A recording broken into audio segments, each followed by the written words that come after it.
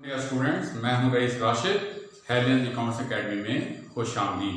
आज बेटा हम अकाउंटिंग आई काम पार्ट 1 और बी काम पार्ट 1 का जो दूसरा चैप्टर है यानी स्टेटमेंट ऑफ अकाउंटिंग इक्वेशन, ठीक है, उसका हम प्रैक्टिकल सवाल हल करेंगे।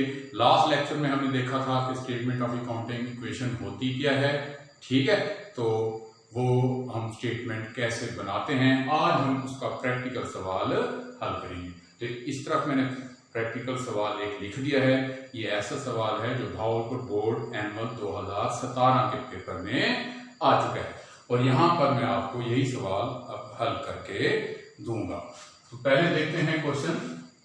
ये प्रैक्टिकल क्वेश्चन है, भावलपुर बोर्ड एनुअल 2017 आई काम पार्ट 1 के पेपर में आ चुका है, जिसमें पहला सवाल यही था कि prepare statement of accounting equation with the help of following transaction. तो लेन देन को मद्देनजर रखते हुए हमने स्टेटमेंट ऑफ अकाउंटिंग इक्वेशन बनानी है। तो ट्रांजैक्शन है जनाब 5। पहली ट्रांजैक्शन में वो कह रहा है मिस्टर एम ने बिजनेस स्टार्ट किया है 80,000 का। फिर दूसरी ट्रांजैक्शन में उसने कहा है कि उसने परचेज किया है ट्रेडिंग गुड्स यानी ऐसी अशिया जो फरोख्त करने के घर से कारोबार में खरीदी गई है 20,000 की। फिर वो कह रहा है कि पेड ऑफिस रेंट ऑफ 15,000 का उसने दफ्तर जो यानी दुकान लगाई है, बिजनेस किया है, उसका किराया अदा किया है। फिर वो कह रहा है कि sold goods on credit base to mister Y.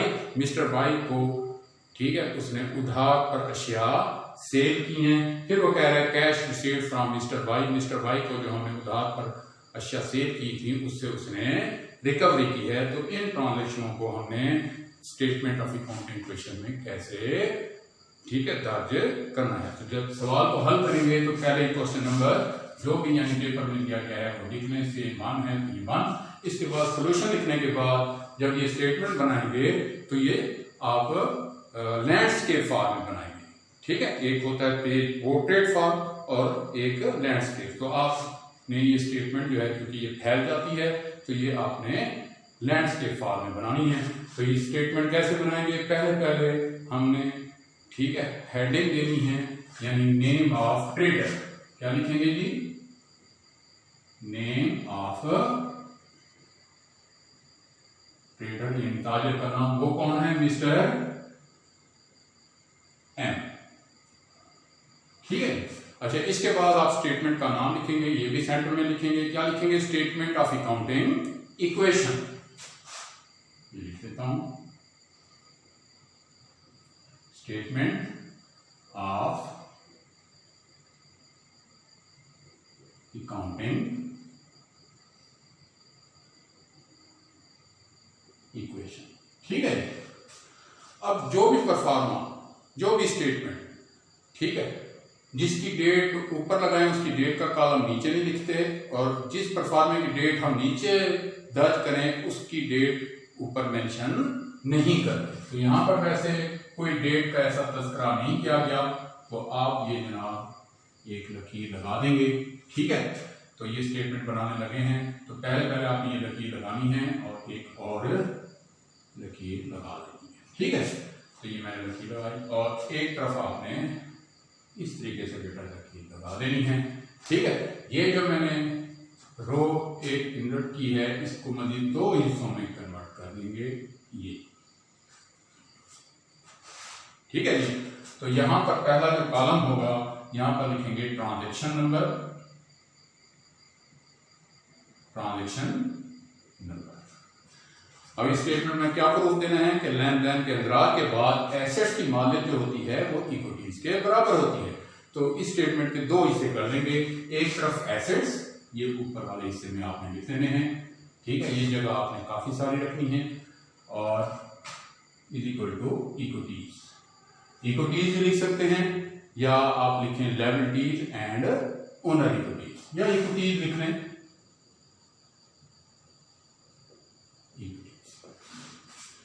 ठीक है। अच्छा, अब जनाब हम ट्रांजैक्शन यानी कारोबार लेन देन देखते हैं कि मिस्टर एम ने स्टार्ट किया बिजनेस विद कैश 80,000। तो जब आप सवाल हल कर रहे हैं अकाउंटिंग कर रहे हैं यानी एज ए खजांची आपने अपने आप को अकाउंटेंट फील करना है, ठीक है। तो मिस्टर एम ने दरअसल हमें 80,000 हवाले किए हैं ताकि उसका बिजनेस हम स्टार्ट करके लेन देन का अंदराज कर सके, यानी उसके बिजनेस का प्रॉपर रिकॉर्ड रख सके। और प्रूफ भी उसे देना है कि जो भी कारोबारी लेन देन होगा एसेट्स की वैल्यू जो है वो इक्विटीज के बराबर रहेगी। तो यहाँ पर मिस्टर एम ने हमें 80,000 हवाले किए। तो पहले वो पैसा उसकी जाती मलकियत था, अब वो किसकी मलकियत बन गया? हमारे बिजनेस की, यानी हम तो अकाउंटेंट है ना, हमारे बिजनेस की मलकियत बन गया। और जो पैसा बिजनेस की मलकियत बन जाए वो कैश होता है, ठीक है। और कैश क्या होता है? उस बिजनेस का एसेट होता है। तो एसेट साइड पे जो भी यानी एसेट का नाम, यानी कोई भी एसेट अगर आया है तो ये उसका कॉलम एक बना लेंगे।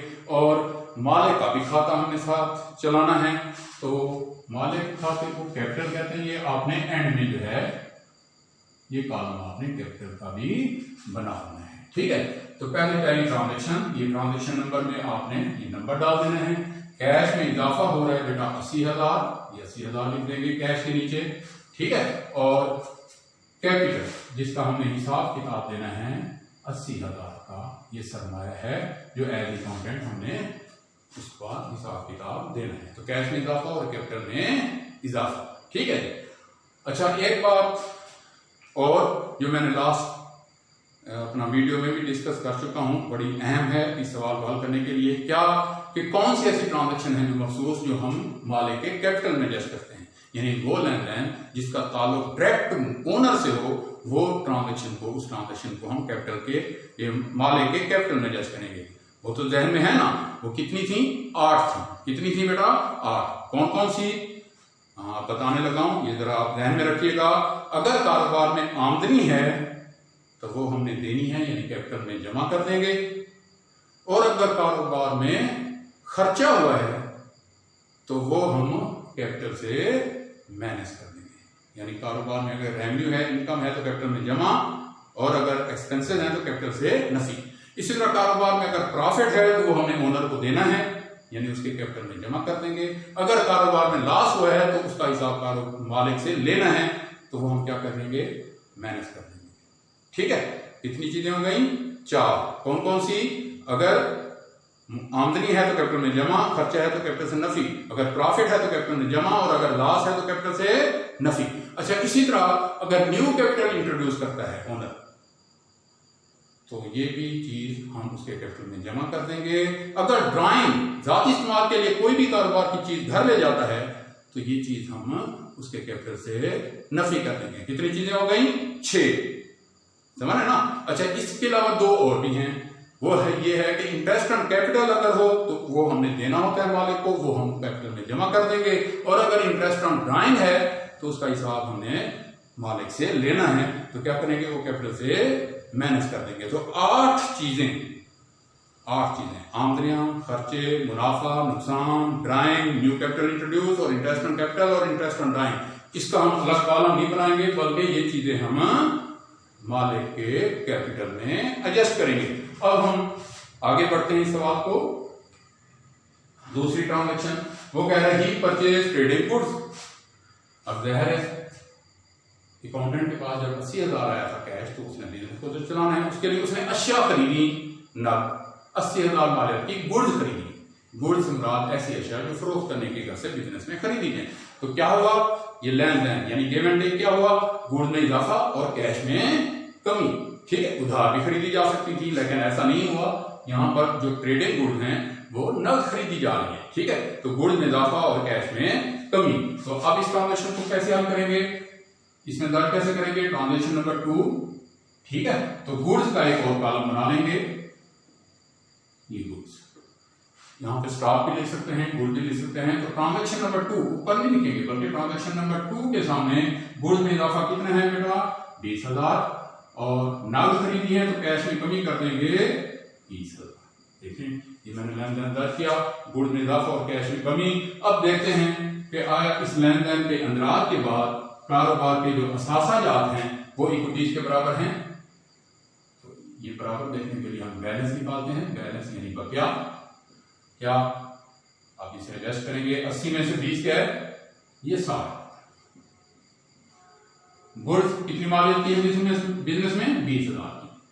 अब ये दोनों चीजें बराबर हैं कैपिटल पे कितना 80, ये ऊपर वाली हमने रकम नीचे उतार। तो देखो ये प्रूफ मिल गया कि लेन देन के अंतराल के बाद एसेट्स की जो वैल्यू है वो इक्विटीज के बराबर आ रही है। अच्छा, इसके बाद अगली ट्रांजेक्शन, तीसरी ट्रांजेक्शन जो सवाल में पूछी गई थी, पेड ऑफिस रेंट ऑफ 15,000, 15,000 का अकाउंटेंट ने उस कारोबार की बिल्डिंग का किराया दिया। ये भी एक गिव एंड टेक है, एक लेन देन है। ठीक है, लेन देन क्या कि हमने खर्चा किया है, कारोबार का रेंट अदा किया है न, तो कैश में कमी हो गई और खर्चों में इजाफा हो गया। ठीक है, तो कैश में कमी और खर्चे में इजाफा। अब यहां पर तो हम एसेट्स और इक्विटीज के कॉलम बनाते हैं ना, बाकी मैंने चीजें बताई थी कि वो कैपिटल में एडजस्ट करते हैं। तो यहां पर क्या हुआ, कैश में कमी और खर्चे में इजाफा, तो खर्चों का कॉलम बनाने की बजाय हम वाले के कैपिटल में एडजस्ट करेंगे। तो कैसे करेंगे इंद्राज, ट्रांजेक्शन नंबर 3 में पेड ऑफिस रेंट है तो कैश में कमी 15,000। अब क्योंकि ये खर्चा है तो इस खर्चे को कैपिटल में एडजस्ट करेंगे, माइनस 15,000।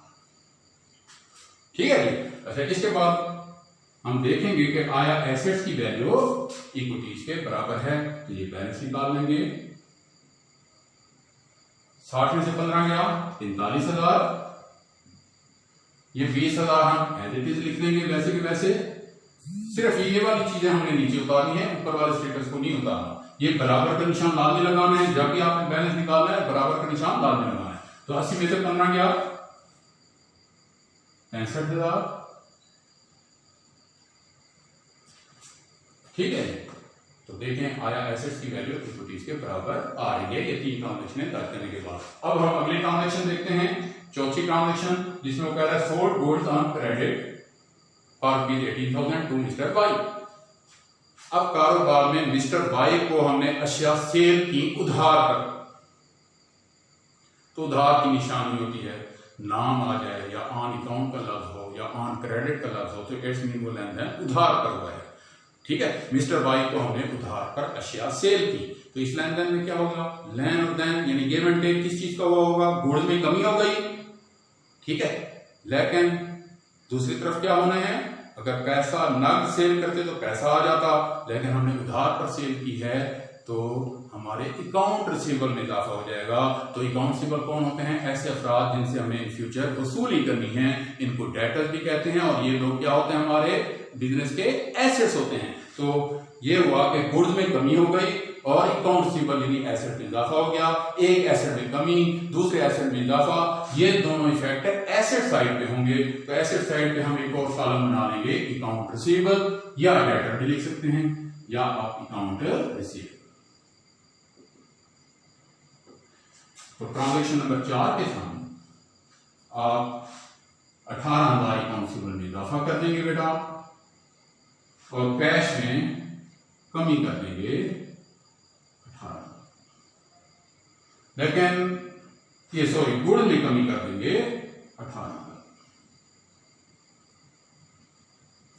ठीक है, हमने अशिया उधार पर फरोख्त की, अकाउंट रिसीवेबल में इजाफा और गुड्स में कमी। इसके बाद देखेंगे कि आया लेन देन के अंतराल के बाद हमारे एसेट्स की वैल्यू इक्विटीज के बराबर है, ये बैलेंस।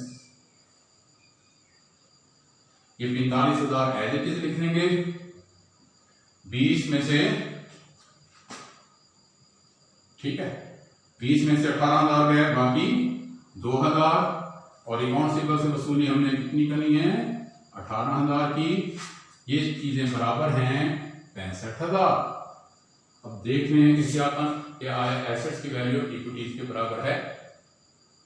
ठीक है, तो 45 और 18 और 2 20, 65,000, वो भी 65,000। यानी लेन देन के अंतराल के बाद एसेट्स की वैल्यू इक्विटीज के बराबर आ रही है। अच्छा, इसके बाद अगली ट्रांजेक्शन, 5वीं आखिरी ट्रांजेक्शन, जिसमें वो कह रहा है कैश रिसीव्ड फ्रॉम बाई 10,000। हमने मिस्टर वाई से, मिस्टर वाई कौन है हमारा, अकाउंट रिसीवेबल। ठीक है, यहां पर मेंशन भी कर सकते हैं नाम मिस्टर वाई। तो मिस्टर वाई से हमने पैसे वसूल किए, कितने, 10,000। हालांकि वसूली तो हमने 18,000 की करनी है, लेकिन हम ऐसा ऐसा वसूली करेंगे। ठीक है, जरूरी नहीं है कि सारी रकम वसूल करें। ठीक है, ये हम 5वीं ट्रांजेक्शन में अब कैश में इजाफा हो जाएगा 10,000 और अकाउंटेबल में बेटा कमी हो जाएगी 10,000। ठीक है, तो अब लेन देन दिन रात के बाद हम देखते हैं कि आया एसेट्स की वैल्यू इक्विटीज के बराबर है। तो ये बैलेंस निकाल लेंगे, कैश में इजाफा और अकाउंटेबल में कमी। तो कितना हो गया 45 और 10, ये 55,000 बेटा आ जाएगा। ये 2,000 एज इट इज हम लिख लेंगे। ठीक है, ये सी में ये आनी चाहिए अमाउंट।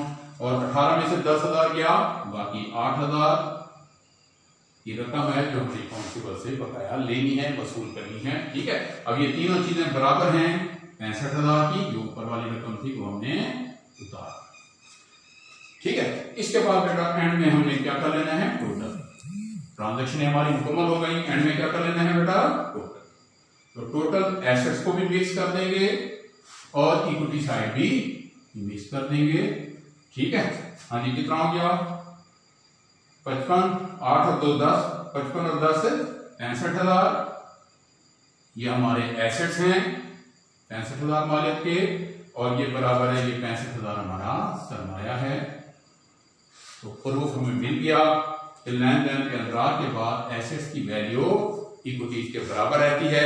ये आप कंक्लूजन की शक्ल में नीचे लिख सकते हैं। ये कंक्लूजन CONCLUSION, कंक्लूजन क्या कि after entering all business transactions, after entering all business transactions,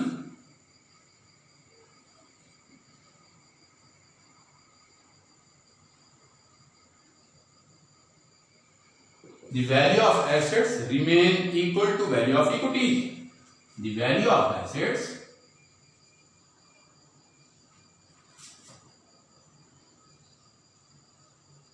remain equal to value of equity।